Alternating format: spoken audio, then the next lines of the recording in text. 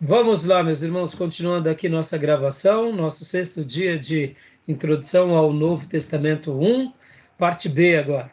Então, continuando aqui com os nossos slides, com os nossos assuntos sobre manuscritos, deixa eu falar uma coisa muito interessante aqui, irmãos. Quando a gente viu há pouco a quantidade de manuscritos, talvez você diga assim, mas pastor, é muito pouco.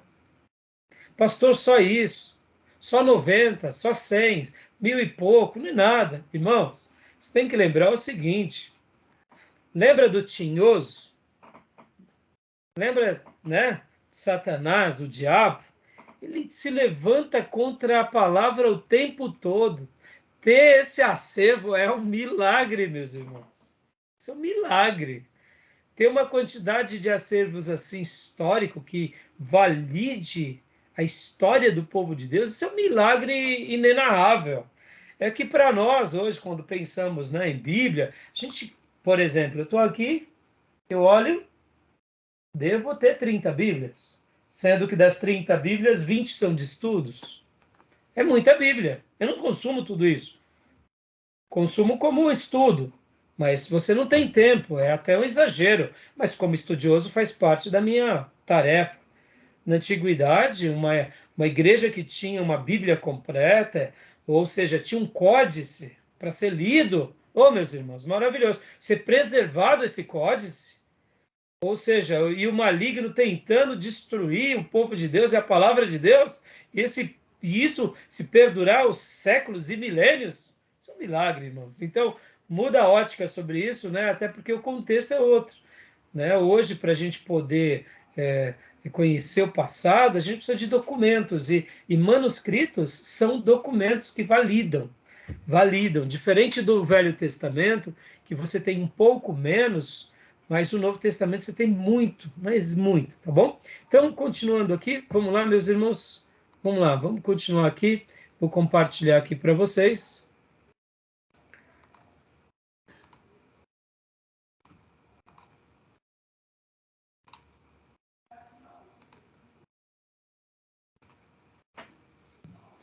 Continuando aqui, então, essas são as quantidades, e agora vamos lá.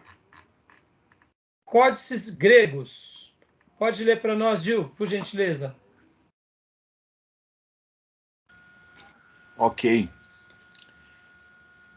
Codex Sináticos, Alep, Codex Alexandrinus, entre parênteses a letra A, Codex Vaticanus, letra B,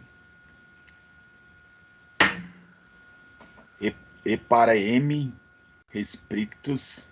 Eita, esse é difícil, hein? Esse é difícil. O PH aqui é F. Efraim. Efraimi Rescriptus, Codex Bezae, letra D, Codex Washingtonensis, letra W. W. Geralmente, irmãos, quando você está estudando os manuscritos, aí você vê a letra A, B, é uma sinalização de que tipo eles pertencem, tá bom? Se toda vez fosse trazido, esse daqui é o Códex Bizantino, Códex Alexandrino, então é só a letra, uma identificação, tá? Para pontuar. Tudo bem? Até aí, tudo jóia? Fica bem fácil assim, fica mais. Ficou mais fácil, né, Dil? É que os nomes são bem complexos, né? São complexos. Então vamos lá. Deixa eu só tirar daqui.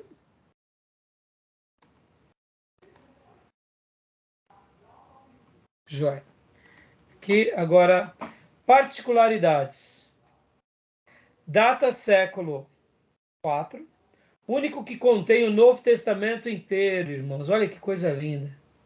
Isso daqui é um documento que contém o Novo Testamento inteiro. Descoberto por Tischendorf no convento de Santa Catarina, Sinai. Encontra-se no Museu Britânico. Século IV, antigo. Olha aqui, irmão, século IV. Então a gente tem que lembrar que aqui, olha só que coisa fantástica, pertinho, ainda estavam os pais da igreja, né? Quando nós pensamos em Agostinho de Hipona, quando nós pensamos de várias pessoas influentes na história da igreja. Irineu. Irineu um pouquinho, se não me falha melhor, não, é por aí também, né? É por aí. Século IV. Então, olha que interessante, irmãos. Irineu 180, né? Justino e Marcião 150. Mas é que Irineu é 180? Eu não estou lembrado agora as datas. Eu sei que Agostinho é um pouco depois. Mas aqui dentro desse período, a gente chama o período da patrística, que são os pais da igreja. Então, contém todo o Novo Testamento, não é só os evangelhos, todo o Novo Testamento. E aqui, isso é um documento histórico ou não? Sim. Agostinho Maravilhoso. 380. Organizadinho esse aí, hein? Agostinho 380. Nós bem organizadinhos esses aí. Joia. Agostinho 380 e o Dil falou bem organizadinho, né? Bem, mas perceba, Dil. Né? Quase Não, sim, ó. juntas ainda.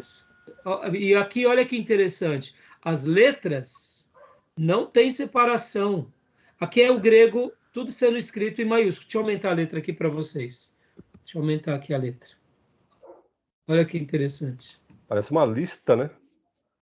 Quer ver?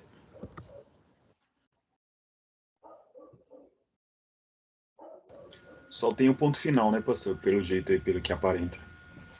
Olha, eu não sei te dizer agora, de verdade. Não, tem ponto não. Eu não sei te dizer, eu não sei. Ó, dá para ver bem aí? Dá para ver? Eu estou tentando aumentar a letra aqui, não estou conseguindo agora. Entendeu? Aqui, agora consegui. Olha só. Muito legal, né, irmãos? Muito legal. É um material assim. Então, isso para nós, isso daqui, irmãos, é um acervo de uma grandeza absurda, tá bom? Vamos lá, deixa eu voltar aqui. Visualizar. Não, não é aqui. Oh, meu Deus. Toda hora eu me confundo, tá vendo? Jóia. Vamos lá, continuando então. Códice Sinaiticus, Aleph. Ó, da tarde deste dia eu estava caminhando com o comissário de bordo do convento na vizinhança e quando retornamos em direção ao ocaso, ele implorou-me para que tomasse um refresco com ele nos seus aposentos. Mal entramos no lugar, quando, resumindo nosso assunto anterior de conversa, ele disse: e eu, demais, li um Septuaginta, isto é, uma cópia da tradução grega do Antigo Testamento feito pelos 70. Depois de dizer isto, ele baixou-se num canto do seu quarto, pegou um grande volume embrulhado num pano vermelho e o colocou diante de mim. Quando desenrolei o volume, para minha grande surpresa, descobri não só cópias dos mesmos fragmentos que eu havia achado 15 anos antes, naquele cesto de lixo, como também outras partes do Antigo Testamento, o Novo Testamento completo, e além disso, a Epístola de Barnabé e uma parte do pastor de Hermas. Olha aqui, trechos da carta de Constantin von Tischendorf, 1815-1874. Que é mostrando essa descoberta dele, do Códice Sinaiticus, tá bom, meus irmãos? Perceba que ele achou também epístolas de Barnabé e parte do pastor Hermas, que são livros para nós históricos, alguns são apócrifos, e na história da igreja eles liam. É importante a gente conhecer, viu, meu irmão? É importante a gente conhecer, tá bom? Beleza até aí? Códice Alexandrinus. Olha aqui, mais uma vez, uma foto desse código. Data, século V a.C. Irmãos, aqui a gente tem que lembrar, é 1400 e pouco, né? Um presente de Cirilo Lucas, patriarca de Constantinopla, a Tiago I, rei da Inglaterra, no ano de 1621. Então, olha só, encontra-se no Museu Britânico. Quando eles fizeram a prova do carbono 14, viram que era do século V. mas esse presente foi dado em 1600 e pouco. Ou seja, olha quantos séculos já tinham se passado, praticamente 1000 anos, e ainda havia a preservação desses códices. Percebam a importância, irmãos. Aqui também está escrito em letras maiúsculas, tá? Não é minúsculo. Pelo menos é o que eu estou enxergando. Isso, maiúsculo. Códices Vaticanos, B. Particularidades, século IV, um dos melhores manuscritos já encontrados. Vai somente até Hebreus 9:13. Encontra-se na Bíblia do Vaticano. Mais uma vez, meus irmãos, olha que fantástico. Percebam que até alguns detalhes que eles usavam, olha só que interessante, irmãos. Dá para ver até, pode ser impressão minha, mas algumas anotações extras da pessoa que fez, ou alguma nota. Sabe essas notas que a gente vai tendo? Aqui eu acho que é um selo da antiguidade. Aqui, né? Se eu não me engano, está escrito Carta de Filipenses, tá? Se não me falha a memória. Olha que interessante. Século IV, irmão, 1300, ano 300, irmãos. Vamos pensar assim, irmãos. João Apóstolo viveu até o ano 100. Policarpo, discípulo de Apóstolo, discípulo de João, viveu, vamos supor ali, do ano 100 e pouco. Ou seja, estava perto ali dos... algumas gerações depois dos apóstolos, irmãos. Isso é maravilhoso, né? Código Efraimi Rescriptus. Particularidades, data... Oi? Tem só uma divergência aí com o que a professora Márcia menciona, é por um verso, mas é uma divergência. Aí está dizendo que pega o Antigo Testamento e o Novo vai até Hebreus 9:13. Ela faz menção que vai até Hebreus 9:14. Mas, inclusive, o Antigo Testamento também? Pois é, tem a Septuaginta inteira e do Novo vai Eu não até lembrava Hebreus dessa... 9:14. Então, eu não lembrava dessa informação. Olha que legal. Tá vendo? Tudo bem. Né? Mas assim, não teve. Ó, mas, irmãos, sejamos magníficos. Olha, que Um documento milagre não ter histórico. tudo isso, né? Convenhamos. Então, Exatamente. Pensa assim, pastor, olha, ter esse documento validado do século, né, no ano 300 e pouco, reconhecido historicamente como um documento que não foi um plágio, isso é um milagre, isso é um milagre. Saber que o Tinhoso tentou de todo jeito destruir isso daqui. A luta dele é contra a palavra, né, irmãos? É a exato. palavra. Código Efraime Rescriptus, C. Aqui já dá para ver. Essa foto, ela... Vamos ler aqui, ó. Particularidade. Leia para nós, pastor Johnny, por favor.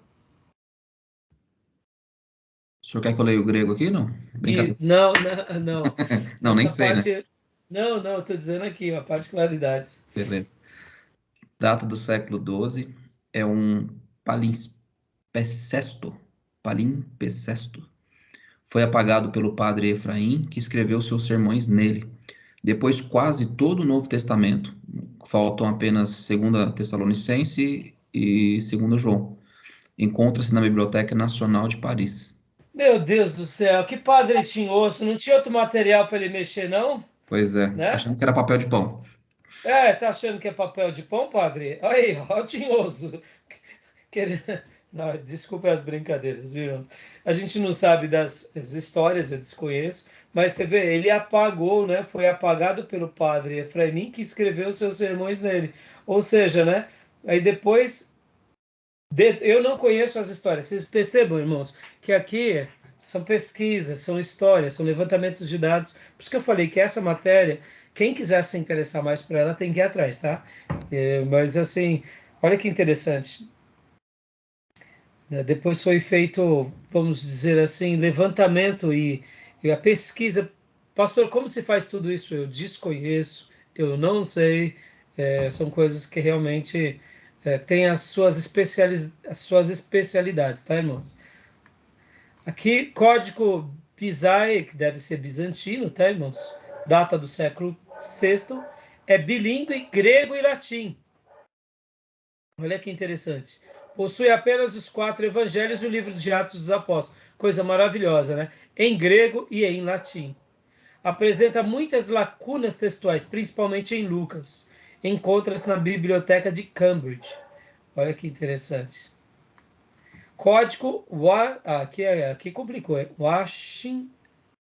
Washingtonenses, deve ser isso. Perdoe a minha pronúncia, tá, irmãos? Data do século V a VII, foi vítima de um incêndio que dificulta a datação precisa. Não falo que tem os tinhosos, depois vocês falam para mim, né? Olha aí, irmãos, a Bíblia sempre vai ser alvo da aniquilação das pessoas. Pode ser um fato casual, pode ser, irmão, mas não tem coincidência. Não tem, viu? Contém os 4 evangelhos na seguinte ordem: Mateus, João, Lucas e Marcos. Encontra na Biblioteca Nacional de Washington. Deve ser por isso que é Washingtonenses. Deve ser por isso, porque se encontra nessa biblioteca. Códices unciais gregos. Outros importantes códices unciais. Aqui vem vários outros, com datas, ó, século V, século IX, século VIII, século VI, século IX, VI. Então percebam que tem muitas terminologias e muitos tipos de códices, tá, irmãos? Papiros gregos antigos. Leia para nós, Gil, por favor, Gil. São os manuscritos mais antigos, devido ao material utilizado, pois na época do Novo Testamento ainda não existia pergaminhos. Guardem isso, irmão. Pergaminho. Lembra a igreja de Pérgamo? Não é que possivelmente não existia nada, mas não se escrevia neles, não era comum.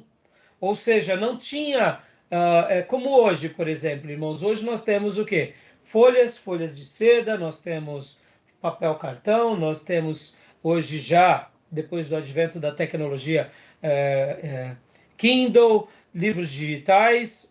O que faz parte dos últimos 500 anos como literatura? São folhas, são são livros impressos. Existe algo novo escrito na seda? Não, ainda não. Então, nesses dias da antiguidade, os pergaminhos, os papiros, aliás, eles eram mais utilizados. Os pergaminhos foi só um pouco depois, né? Pode ler para nós, Gil, por favor?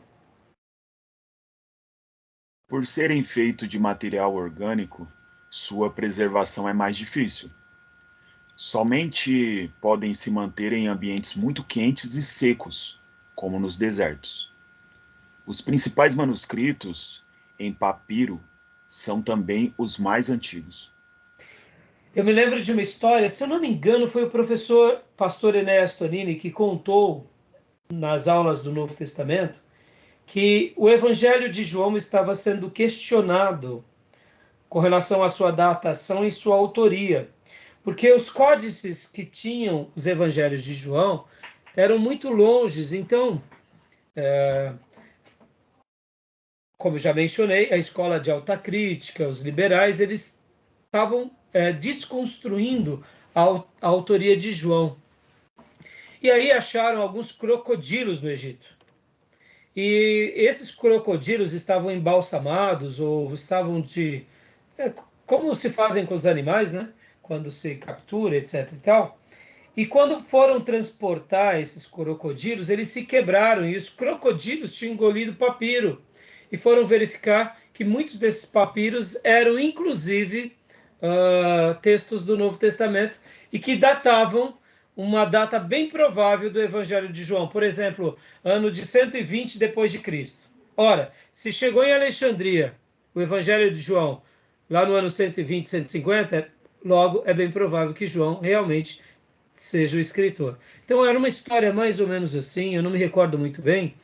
E isso irmãos, deixa eu falar uma coisa aqui para vocês antes da continuação aqui, esses assuntos. Eu acredito. Guardem isso. Sabe qual é a nossa maior contribuição hoje, nós, Igreja de Jesus? Para a gente, sabe, mostrar que o livro que a gente segura é o livro de Deus. além de crer nele, pregá-lo, ensiná-lo e vivê-lo, a gente tem uma contribuição como líderes e seminaristas e teólogos que a gente pode fazer. Sabe qual é? É orar. É orar para que Deus faça com que arqueólogos descubram manuscritos ainda e códigos mais antigos. Sim. Imaginem vocês, irmãos, se nos próximos anos, assim como muitas descobertas mostraram e ratificaram a veracidade das Bíblias em Jericó, a história do Velho Testamento, a história dos hebreus no Egito. Imaginem vocês, por exemplo, de repente, lá em Nazaré, Cafarnaum, ou em Jerusalém, alguém ainda descobrir um grande acervo e lá está os códices, ou os rolos, ou os livros que quando forem fazer a datação do carbono 14, verem que foi do ano 150. Isso só vai mostrar que Jesus realmente foi real, que os apóstolos foram reais, que as igrejas estiveram ali, juntamente com outras histórias. E tudo isso vai ser o quê? Uma bomba maior ainda na escola de alta crítica, nos liberais e etc. E tal. Quando eu fiz aqui, né, os meus apontamentos dos gerazenos, dos gadarenos, é porque eu acho que é muita ousadia alguém, quando ele, depois de 2000 anos, tenta invalidar em nome da ciência aquilo que há uma história por trás. Porque, irmãos, perceba, eu não posso dizer que o que foi escrito de Alexandre o Grande é mentira. Eu não posso dizer o que foi escrito da Babilônia é mentira. A não ser que a gente tenha dados arqueológicos que confirmem que isso tudo é uma grande mentira.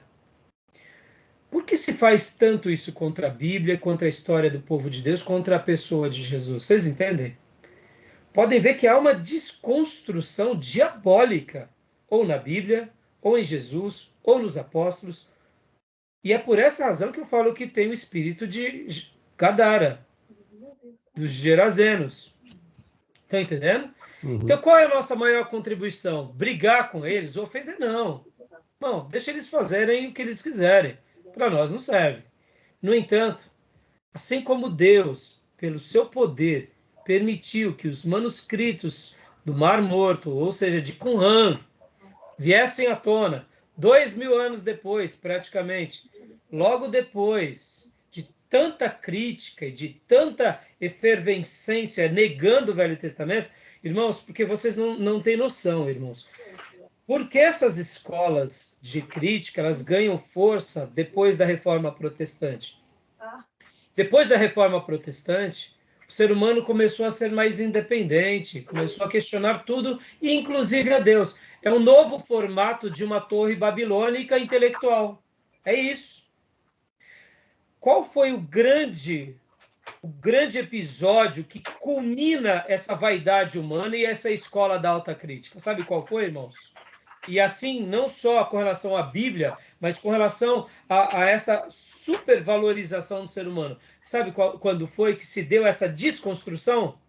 Foi na Primeira Grande Guerra Mundial e na Segunda Grande Guerra Mundial. Porque o ser humano, logo depois da Reforma Protestante, a gente vê o humanismo, o iluminismo e todas essas competências humanas. Como? Os ismos. Os ismos, né? A gente vê que eles estavam no momento da criação das indústrias, das grandes descobertas, da ciência, etc. e tal. Pode ver teoria de Darwin, e aí vai.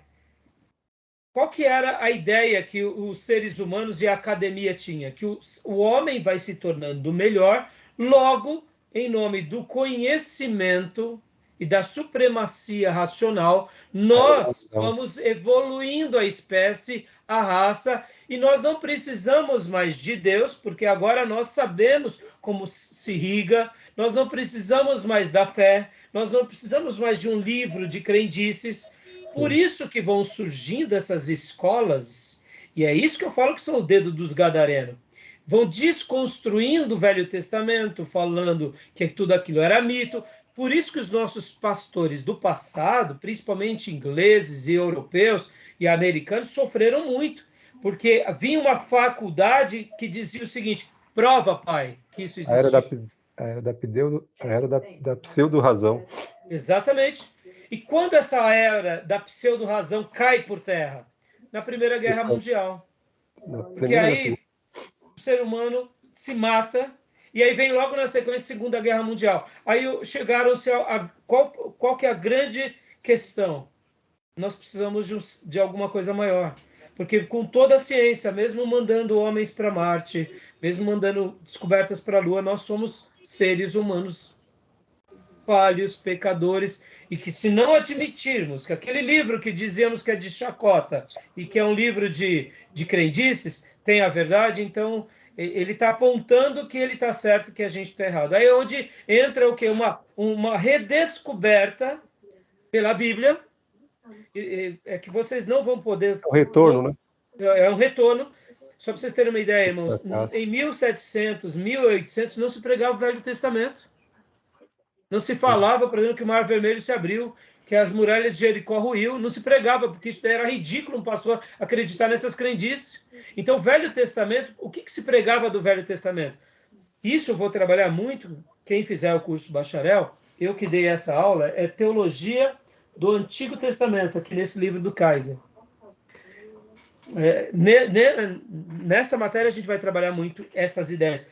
Porque como que pode um pastor inteligente, que fala vários idiomas, acreditar numa crendice? Orar para o invisível? Não, nós acreditamos no que se pode provar.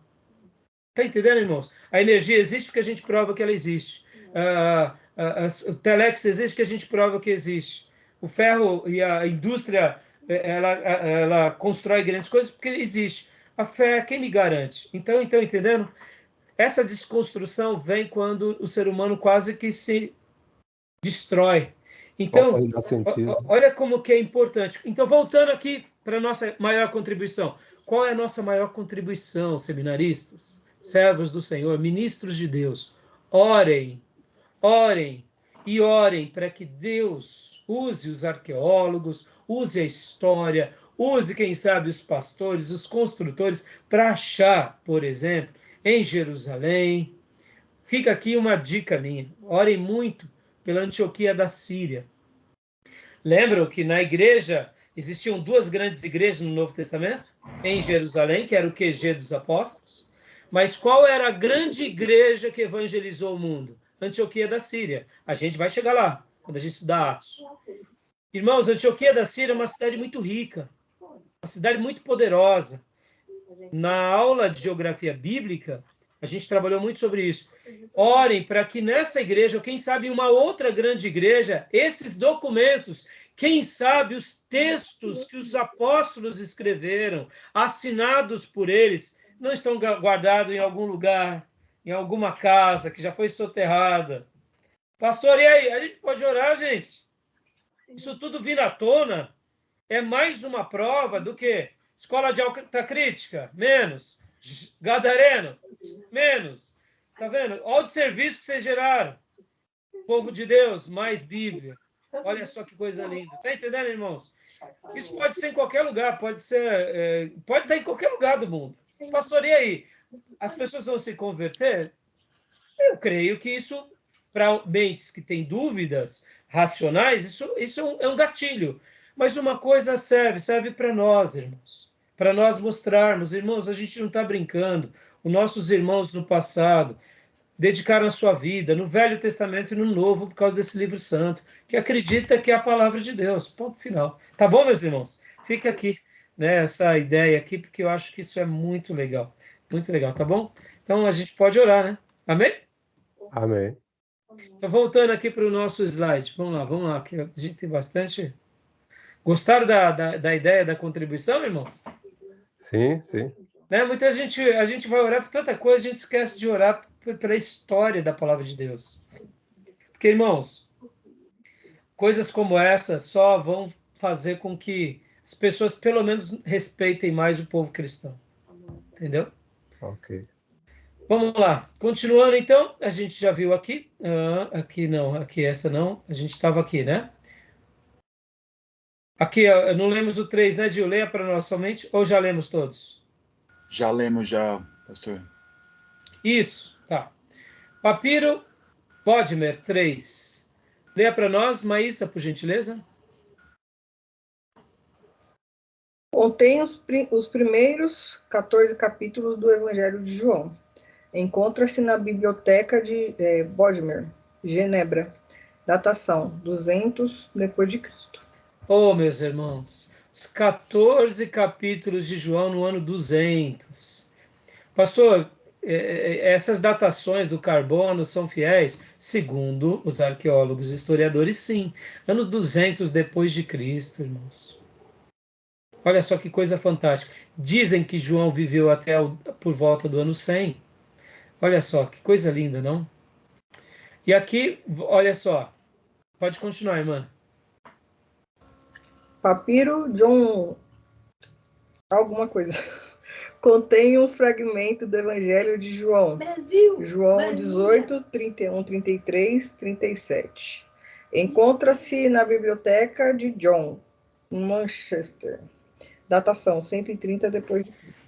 Se eu não me engano, é isso daqui que o pastor Enes, que foi descoberto. Eu não sei se foi esse. Mas, irmãos, data do ano 130 depois de Cristo. Logo, será que João foi mesmo quem escreveu o Evangelho? Estão entendendo, irmãos, que a gente pode orar? Já pensou, irmãos? A gente pega aqui, descobrem os textos originais, ou quem sabe cópias de Paulo em Roma, datando o ano 70. Oh, meus irmãos, coisa maravilhosa. Tá bom? Listas de manuscritos gregos, listas de papiros do Novo Testamento grego, tem cursivos do Novo Testamento grego e de lecionários do Novo Testamento grego. Aqui, ó, variantes não intencionais. Aí, o que acontece? Aqui está dentro dessa construção, dessa matéria, né? Erros mecânicos, erros de pena. Como seria isso? Pensa assim, irmãos, muitas vezes a pessoa escreve errada. Ó, transposição, trocar letras e palavras de um lugar na sentença. Sabe quando você está escrevendo e você troca? Você coloca uma palavra no lugar da outra, mas aí você vai avaliar nos outros papiros, está da ordem inversa, entendeu? Substituição, sons similares entre palavras. Por exemplo, né, isso acontece o tempo todo, manga. Né, aqui no português, esses dias eu falava para o meu filho, isso daqui vai dar pano para manga, né? Aí ele falou, pai, por que pano para manga? Eu falei, filho, agora você pegou, pai. Eu acredito que seja isso. Aí expliquei, ele falou, não, pai, mas não é a manga mesmo? Ele gosta muito de manga, né? Dá pano para manga que você vai pegar a manga e vai sujar. Eu falei, filho, eu acredito que não, é a manga da camisa. Eu falei, filho, isso daqui a gente tem que pesquisar com os linguistas. Eu acho que é pano para manga, ou seja, você está gastando coisas que não precisa, né? Você está pondo mais pano na onde não há necessidade. Só vai atrapalhar e ter desperdício, né? Então, sons similares, palavras, confusão, palavras de sentido diferente, omissão simples, ou seja, não intencional, omissão por homoeteleuton, ou seja, saltar sentenças ou palavras com términos semelhantes. Aí vem outra expressão também em grego, né? Saltar sentenças ou palavra com começo semelhante. Tá a mesma coisa, né? Repetiu só. Haplografia, omissão de uma palavra repetida no texto. Ou seja, irmãos, aqui está falando, fiquem tranquilos que aqui não vai cair na prova não, tá bom, meus irmãos? Mas, ó, ditografia, repetição de uma palavra, interpolação, adição de uma nota marginal ao texto. Aí, ó, você gosta de fazer nota ao texto? Você gosta de fazer uma observação?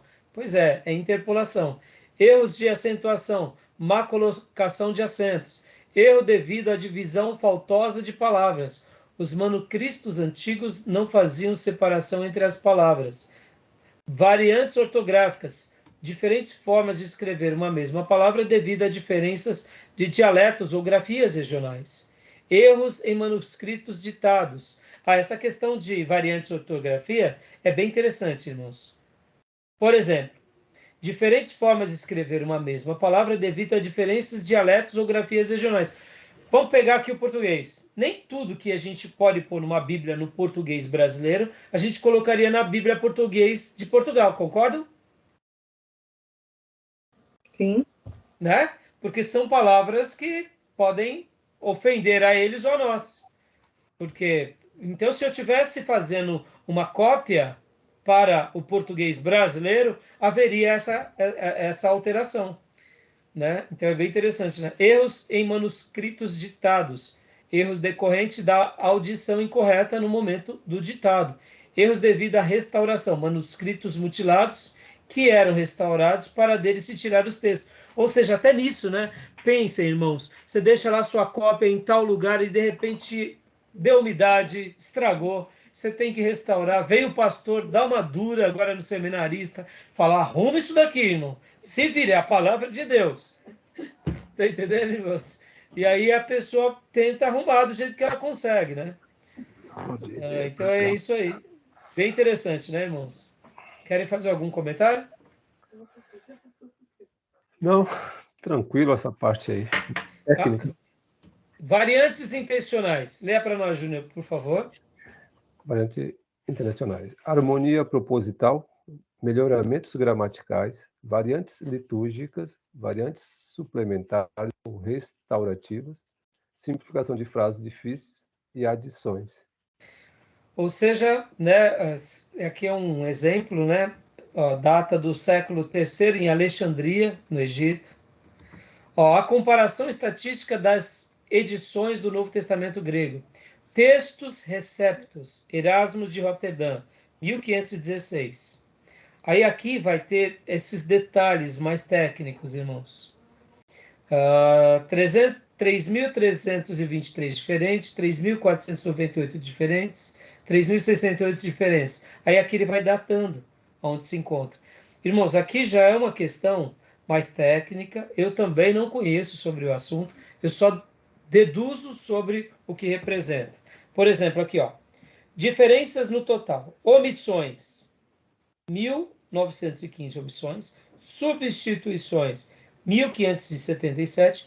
Adições. 529. E transposições. 144. Então, aqui já é entrando mais detalhadamente sobre essa matéria, como que é o trabalho dessas pessoas que trabalham nessa área, irmãos. É uma área complexa, tá, irmãos? E aqui vem as versões atuais da Sociedade Bíblica do Brasil. São assuntos bem interessantes que vocês podem ver, tanto aqui quanto também no texto complementar. Tem mais detalhes lá, tá bom, irmãos? Agora aqui, ó, crítica textual. Essa parte é legal a gente ler. Deixa eu fazer um comentário aqui agora sobre a crítica, irmãos. Aqui eu quero gastar 1 minuto. Eu estava fazendo o meu mestrado e eu ia com o Ribeiro para as aulas. Ele é professor, diretor do seminário e também coordenador do mestrado. Eu conversando com ele, tirando algumas dúvidas, nós tivemos uma aula e veio um professor falar sobre o grego para nós, e ele tratava o grego bíblico, esse professor, com muito desdém. Muito desdém. Ele falava assim, desse jeito, o grego koiné é vulgar, comum. Fazia expressões menosprezando. Eu não gostei muito disso, porque se tratando de uma casa tão séria, se tratando de professores tão sérios, ver ele tratar. Eu conheci esse professor já antes do seminário, ele tinha uma postura tão piedosa, mas no momento em que ele começou a trabalhar assim, o grego dessa forma, o grego koiné, me trouxe assim um certo pesar no coração. Lembra o nome dele? Lembro, prefiro não citar agora, até para preservar ele. Eu queria só fazer o apontamento da situação, Júnior, me permite, depois. Tá.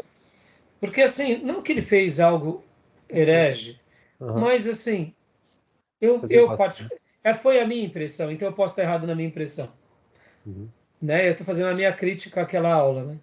Certo. E ele falou, é o grego comum, vulgar. Irmãos, não é porque é comum que tem demérito. não é porque é comum ou vulgar, na palavra essencial, que ele deixa de ter o seu mérito. A Vulgata Latina, ou seja, ela é o quê? É uma Bíblia escrita no latim comum. Que é popular. Que naqueles dias o vulgar era popular. Hoje a melhor tradução para a Vulgata Latina seria a Bíblia no latim popular. O grego koiné, hoje, quando eu falo que ele é vulgar, eu transmito uma ideia de pejorativo. Eu posso falar que o grego koiné, ele é comum, ele é grego popular. O fato de muitas coisas serem escritas em grego popular não significa que não sejam importantes. Então, me permitam aqui, eu não sou linguista, e enquanto eu conversava com o Ribeiro sobre esses apontamentos e outras coisas, o Ribeiro me ensinou várias coisas que são pérolas e eu quero deixar aqui para vocês como um presente. Primeira coisa, o pastor Ribeiro falou o seguinte, que o grego koiné, que foi escrito no Novo Testamento, era um grego koiné, mas a mentalidade dos escritores eram judeus. Logo, não é porque foi escrito em grego que eles tinham a maneira grega de pensar. Muitos linguistas, quando vão estudar o grego, eles acabam se enveredando para a cultura grega, para a cultura helênica, e fazem uma ponte entre o helenismo e o grego clássico na interpretação bíblica. Está errado. Porque o pano de fundo da revelação de Deus no Novo Testamento foi Jesus como um judeu e os apóstolos como pessoas simples judeus. Paulo como um fariseu que falava vários idiomas, mas ele era um judeu. Logo, eles falavam o dialeto popular, mas a maneira que eles escrevem, não escreveram dando margem à helenização, ou seja, ao pensamento grego. Sim. Eles escreveram dando margem ao pensamento judaico. E como judaica. pensa um judeu é muito diferente de como pensa um grego. Sim. E aqui nas aulas passadas nós argumentamos, inclusive a revolta dos Macabeus, que foi o quê? Quando eles contra-atacam Etíoco Epifânio e toda aquela maneira em que os descendentes dos Ptolomeus e dos Seleucidas queriam helenizar o povo judeu e eles falaram não, aqui nós não vamos construir nada para a cultura grega, porque nós somos judeus, temos uma fé judaica e não vamos misturar. Ou seja, eles estavam dizendo, aprendemos com o Velho Testamento, aprendemos com a queda da Babilônia. Por que eu estou falando isso, irmãos? O pastor Ribeiro, como um linguista, e ele é um linguista tanto na área do grego quanto na área do hebraico, ele me ensinou isso. Isso é uma pérola, irmãos, é uma pérola. Ou seja, a mentalidade da construção do texto no Novo Testamento foi o quê? Em grego, koiné. Mas a mentalidade era judaica, ela era hebreia, ela não tinha viés de helenização. Vamos lá, deixa eu dar uma demonstração e uma aplicação aqui. Hoje, vamos supor que essa nossa aula aqui estivesse sendo em inglês. Nós estamos no Brasil, que predomina o português como idioma oficial, mas eu poderia estar dando uma aula em inglês falando da Bíblia para vocês. Que inglês seria o inglês comum? Ou seja, estou dando uma aula de teologia em inglês. Teologia ortodoxa.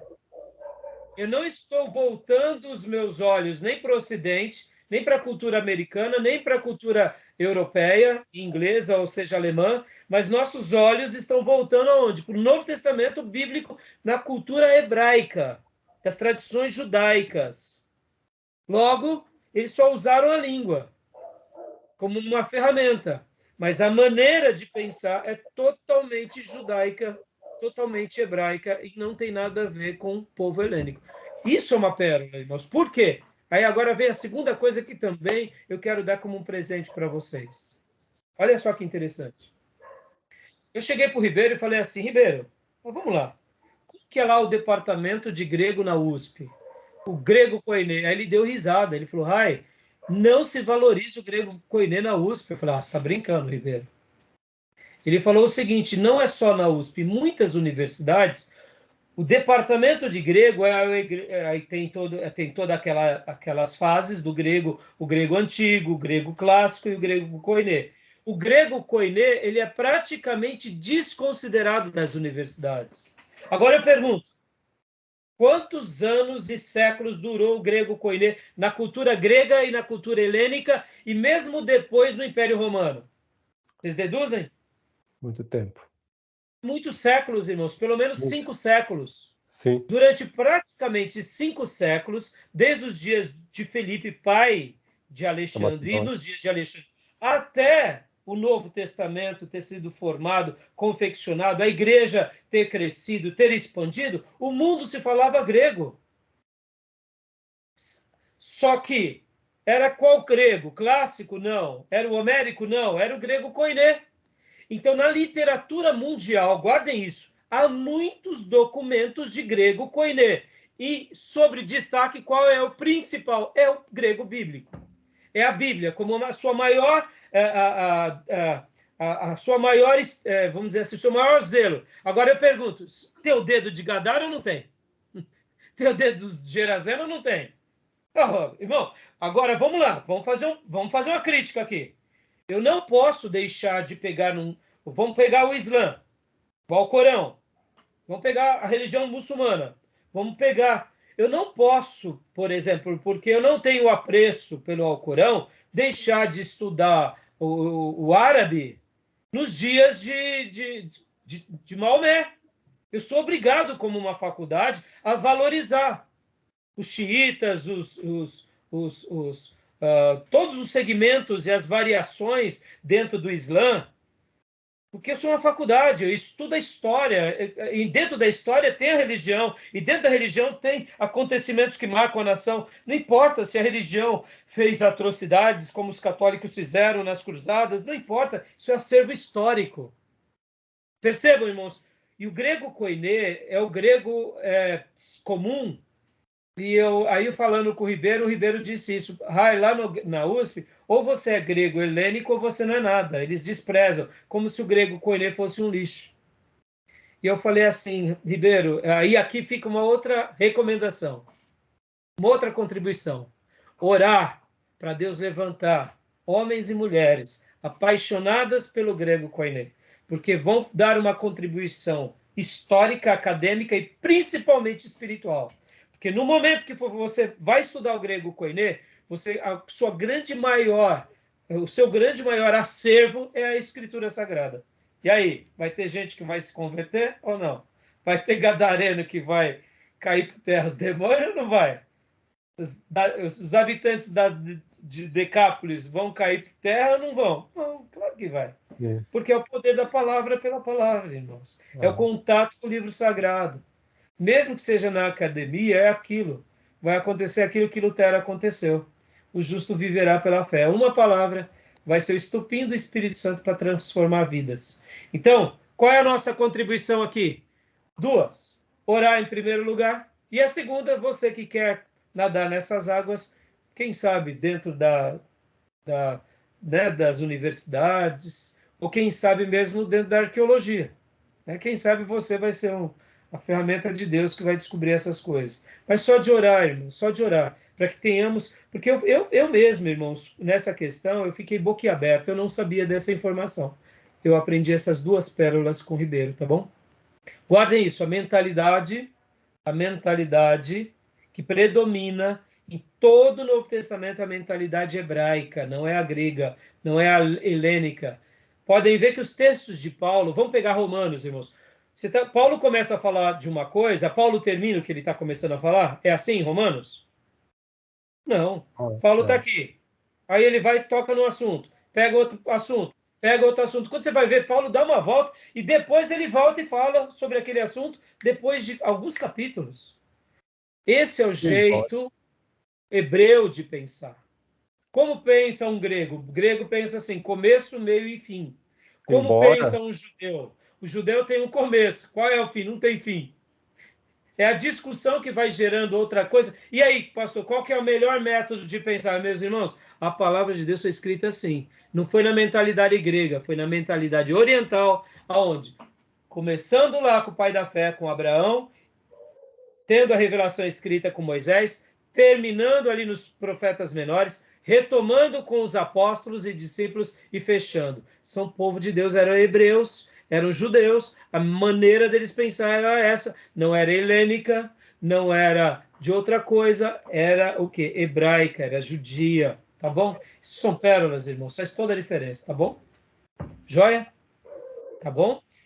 Sim. Querem fazer algum comentário? Alguma pergunta? Somente essa dádiva que você mencionou, eu já sabia, essa questão do pensamento grego e do judeu, em toda a palavra, há essa divergência, né? Distinção entre a aplicação do pensamento grego e o pensamento judeu. Agora a questão, e predominou, né? Sempre do judeu. Só que Paulo muitas vezes usou um pensamento grego, não na sua majoritariamente. Você pode ver que algumas críticas a Paulo que falam que ele adotou algumas posturas estoicas. Claro que isso foi contribuição dos estoicos. Sim, pensa assim, Júnior. O estoicismo, como muitas filosofias de vida, quando nós olhamos aquela filosofia de vida, ela pode ter um pano de fundo bíblico, de uma verdade bíblica. Vamos pegar aqui o exemplo das culturas orientais e das religiões orientais. Podem ver que muitas citações e máximas orientais são princípios de sabedoria que eles aprenderam por meio da tradição, o líder passando para os seus discípulos, não é assim? Mas quando nós pegamos esses princípios, são muito parecidos com algumas verdades bíblicas. Não há seriam ensinos universais. Então, se Paulo tomou proveito de algumas coisas que casavam dentro da perspectiva, nenhum problema. Não, sim, Né? claro. Nenhum Claro. problema. Agora, de fato, eu digo, seria problema se contrapôs-se ao pensamento das Sim, Escrituras. contaminar. Né? Mas você pode ver que quando esses que querem fazer essa defesa para falar que Paulo usa da filosofia, acabam dando tiro no pé, porque Paulo vai falar da ressurreição.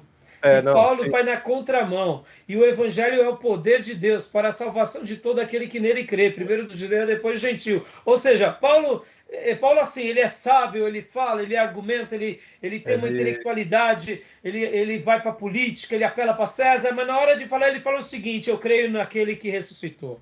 Atos 17, né? Ele não utiliza da erudição da filosofia grega. Exatamente, não. Pelo contrário, ele poderia fazer ali em Atenas todo um discurso filosófico, ele vai para o Deus desconhecido, ele faz uma ponte. A gente vai aprender bastante em missões, a gente vai usar muito esse episódio.